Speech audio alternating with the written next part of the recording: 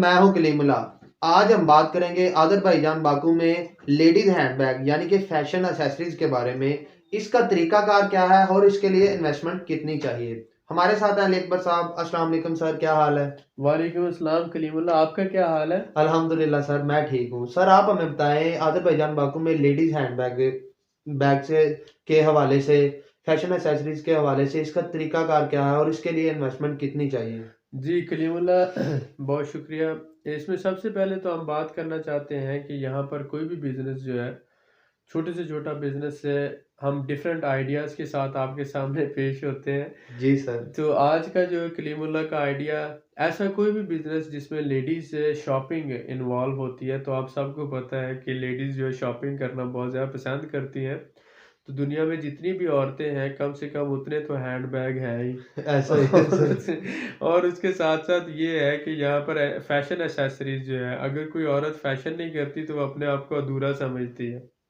तो इस हवाले से आप ये समझ सकते हैं कि बाकू अज़रबैजान में, क्योंकि ये एक मिडल इनकम एवरेज कंट्री है, जैसे पाकिस्तान में अगर पर कैपिटा इनकम आ जाती है $6000, तो यहाँ पर $12000 पर कैपिटा इनकम है। जी सर। और पाकिस्तान अगर थर्ड वर्ल्ड कंट्री में आता है तो अज़रबैजान सेकंड वर्ल्ड कंट्री में गिना जाता है, जैसे यूरोप फर्स्ट वर्ल्ड में गिना जाता है। ठीक हो तो गया। यहाँ की लेडीज़ जो है अच्छे बैग्स रखना और फैशन एक्सेसरीज़ परचेज़ करना बहुत ज़्यादा पसंद करती हैं। ज़बरदस्त सर। तो यहाँ पर जो एवरेज बैग है, छोटे से छोटा, मुनासिब अच्छे वाला, वो तकरीबन 15 मनात से शुरू होकर 50 मनात तक जाता है। तो वही बैग ज़बरदस्त। जो पाकिस्तान में 2-3 हज़ार रुपए का होगा, यहाँ पर आप समझ लें कि वही बैग तकरीबन 8,000 से 10,000 रुपए का होगा। 80 मनाट से 100 मनाट तक सर। जी, जी, बिल्कुल ऐसे। तो यहाँ पर हर हर बिज़नेस के अंदर 100% से 200% तक मार्जिन है। तो क्या है कि बैग्स चाइना से, टर्की से, यूरोप से और दूसरे कंट्री से, जैसे इंडोनेशिया है, मलेशिया है, थाईलैंड है, वियतनाम है, इन सब कंट्रीज से जो है बैग्स यहाँ इंपोर्ट होते हैं। जी सर। और साथ-साथ यहाँ पर होलसेल भी होते हैं और रिटेल भी होते हैं। फैशन एक्सेसरीज़ जो है यहाँ पर, क्योंकि ज़्यादातर टर्किश कल्चर है, तो टर्की से बहुत ज़्यादा जो है एक्सेसरीज़ आती है और साथ ही साथ चाइना से भी बहुत ज़्यादा इंपोर्ट होती है। ज़बरदस्त तो सर। यहाँ पर जो मोस्टली लोग हैं क्या करते हैं कि यहाँ सदरक बाज़ार है, बीना बाज़ार है, वहाँ से वो होलसेल परचेज़ करके बाकू में ही रिटेल कर रहे होते हैं। तो ज़बरदस्त। उसके लिए सबसे पहले ही वो क्या करते हैं, हम क्योंकि फॉरेनर हैं, हमें रहने के लिए रेज़िडेंस चाहिए और काम करने की इजाज़त चाहिए। तो इसलिए एक या तो आप सोल प्रोप्राइटरशिप रजिस्टर्ड करवा सकते हैं, एक कंपनी रजिस्टर्ड करवा सकते हैं एक ही बंदे वाली, या 2 बंदों वाली एलएलसी कंपनी रजिस्टर्ड करवा सकते हैं, जिसमें तकरीबन $600 का खर्चा है। आप वो कंपनी रजिस्टर्ड करवाएँ, उसके बाद $200-300 में जो है आप कोई शॉप जो है रेंट पे ले सकते हैं। और एक सेल गर्ल अपने साथ रख के जो $200 में मंथली बेसिस पर आपके साथ काम कर सकती है। जी सर। तो तकरीबन $1500 में आपका कंपनी का और शॉप का और सेल गर्ल का तीनों मसाइल हल हो जाते हैं। जी तो सर। आपको यहाँ पर रहने की इजाज़त और साथ ही साथ काम करने की इजाज़त मिल जाती है। जी सर। आप समझ सकते हैं कि $1500 कुछ भी नहीं है एज़ कम्पेयर टू, अगर हम दुबई की बात करते हैं या सऊदी अरब की बात करते हैं या मलेशिया कहीं की, तो वहाँ पर 10-15 लाख से रुपए से कम हम कोई भी बिज़नेस शुरू नहीं कर सकते। बिल्कुल सही है तो सर। यहाँ पर ईज़ ऑफ डूइंग बिज़नेस है। आप तकरीबन $1500 में आपका ये काम हो गया, बाकी आपने उसमें शॉप में सामान डालना है। वो आप 2000 का डाल लें, 3000 का डाल लें, तो 2-3 हज़ार आप अपना बैकअप के लिए रखते हैं। तो इसमें अगर आपके पास 5000 या $6000 है, जी तो सर। आप एक अच्छी शॉप डालकर उसमें फुल उसको अच्छा सामान के साथ स्टार्ट ले सकते हैं।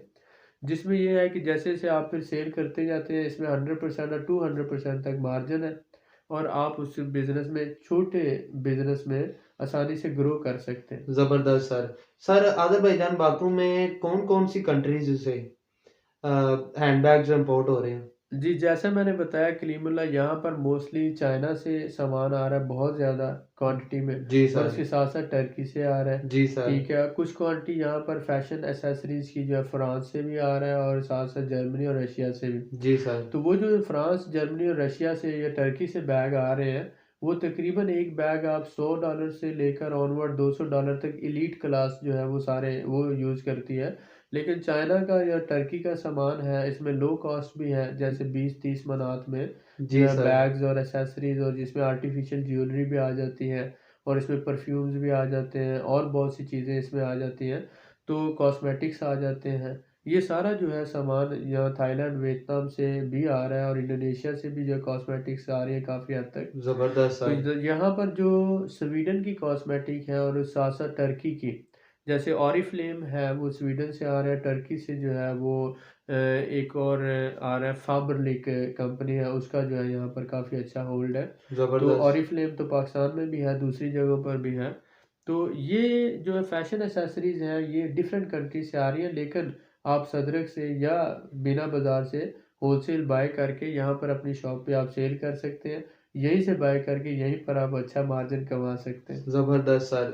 सर जैसा कि आपने हमें बताया कि हर साल बहुत से टूरिस्ट आते हैं। जी, पिछली वीडियो में आपने हमें बताया ना। जी, जी। तो सर क्या टूरिस्ट भी फैशन एक्सेसरीज़ खरीदते हैं यहाँ से? जी, कलीमुल्लाह उसमें ये होता है कि अगर एक टूरिस्ट आ रहा है मिडल ईस्ट से, जी तो सर। उसमें ये जब वो शॉपिंग तो हर बंदा जो है वो करना पसंद करता है। ऐसा ही है अब सर। यहाँ पर माल सपोज़ करें आ रहा है, टर्की से आ रहा है, रशिया से आ रहा है, और उसके साथ-साथ स्वीडन से, जर्मनी से आ रहा है।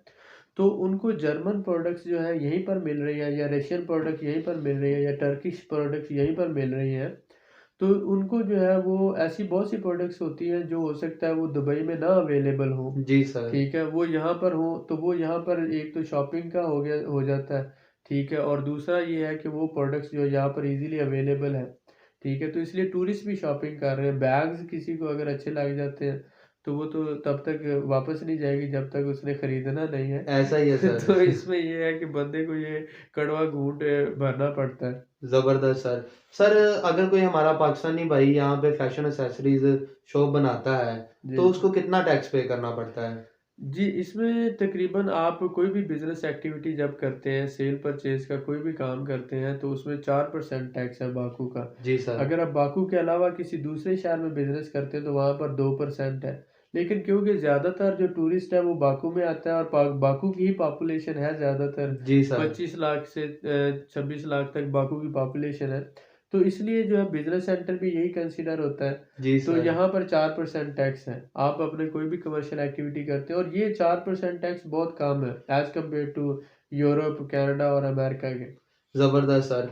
सर अगर कोई हमारा पाकिस्तानी भाई यहाँ पे एक्सेसरीज़ शॉप बनाता है, जी, जी। फैशन एक्सेसरीज़ जी, शॉप, जी। हैंडबैग की दुकान बना लेता है, तो उसको हेल्पर्स की ज़रूरत होती है। जी, तो जी। वो पाकिस्तान से मँगवाएगा कि यहाँ से उसको रखना बेहतर है? देखिए यहाँ पर मैंने बताया कि अनस्किल्ड लेबर जो है वो ज़्यादा है, जी और सर। आपको पढ़े लिखे जो स्टूडेंट्स हैं जिन्होंने अपनी ग्रेजुएशन कंप्लीट की है, मास्टर्स कंप्लीट किया है, वो इंग्लिश भी जानते हैं, कंप्यूटर भी जानते हैं, और लोकल लैंग्वेज भी जानते हैं, तो वो $200 में बड़ी आसानी से आपको अवेलेबल होते हैं। क्या बात है सर! तो एक वर्कर जब आप बाहर से मंगवाते हैं, तो उसका आने-जाने का, टिकट का खर्चा, वीज़े का, और फिर उस पे टैक्सेस और बाकी सारी चीज़ें, और फिर मसला ये है कि वो लैंग्वेज नहीं जानता होता। जी तो सर। अगर आप लोकल बंदा रखते हैं, तो वो एक तो ये है कि आपके बिज़नेस को रन करने में हेल्प करेगा, और इस साथ-साथ आप उससे ज़बान भी सीख सकते हैं, लोकल कल्चर को भी समझ सकते हैं, और वो आपको हर तरफ से फ़ायदेमंद होता है। जी तो सर। इसलिए